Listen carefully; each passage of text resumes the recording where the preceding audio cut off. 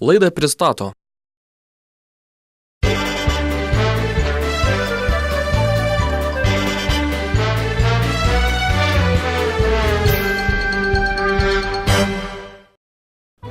Auksinė mintis.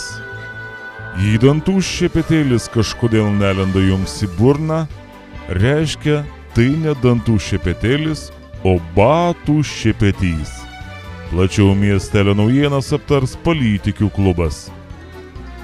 Na, pastebėjote, kolegė, kad mūsų vyriausybės atstovė labai uoliai atlieka savo pareigas.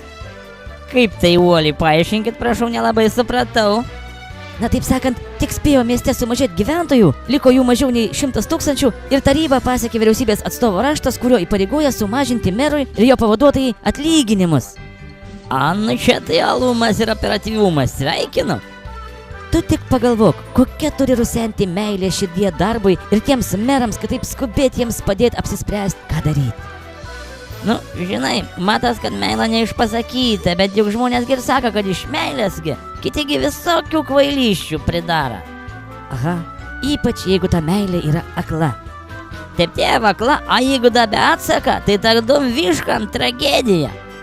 Tai va, dar 2011 m. gruodį miesto savivaldybės taryba patvirtino Panevėžio miesto savivaldybės mero darbo užmokestį ir nustatė jam pareiginės algos koeficientą 10,98, o pernai sausio 26 dieną prieš metus taryba Panevėžio miesto savivaldybės mero pavaduotojui nustatė 9,45 pareiginės algos koeficientą, tai yra sumažino, nes krizė dar buvo nepasibaigusi. Nu tai ko dabar reikia daryti? Vyriausybė liepė pakelti algos koeficientus atgal iki 10,26, nes krizė, pasak Kubiliaus, nuo sausio 1 dienos baigėsi, tad ir algas reikia pasikelti. Nu tai čia gera žinia, viskas brangsta, kuras, dujas, elektrą, negi algas čia mažinsi, nesąmonė būtų. Teisingas sprendimas, algas reikia kelti, jau ir minimumų pakėlagi iki 1000, tai ką tai šis algom dar meram, dar savęs ką meram. O tai va, vyriausybės atstovė reikalauja sumažinti atlyginimą. Matai, Lietuvos Respublikos valstybės politikų ir valstybės pareigūnų darbo apmokėjimo įstatymo priedėlyje nustatyta, kad savivaldybės, kurios teritorijoje gyvena iki 100 000 gyventojų, mero pareiginės algos koeficientas yra 9,45 bazinės algos dydžio, o mero pavaduotojo tik 7,92.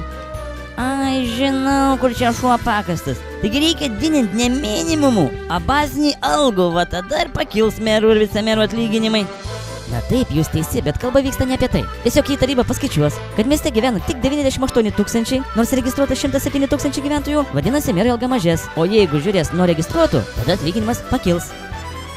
Man įdomu, klausyk, kaip padaugės miestų žmonių? Ar vyriausybės atstovė taip pat uoliai atsiųs raštų su raginimu pasikelt atlyginimus? Na, man atrodo, kad tokio rašto jie neparašys niekada. Čia kaip su prezidento Brazausko našle. Pagal įstatymą jai alga priklauso, bet Kubilius yra aukščiau įstatymo ir 4 metus algos jai nedavė. Tai kad tu nori pasakyti, kad įstatymai Lietuvoje galioja ne visiems? Taip išeina, vieniems galioja, o kitiems ne. Nu ne už tokių Lietuvų mes kariavom kadais, ne už tokių. Teisus buvo Stapas Benderis pasakydamas, kad čia ne Rio de Janeiro, oi toli gražu.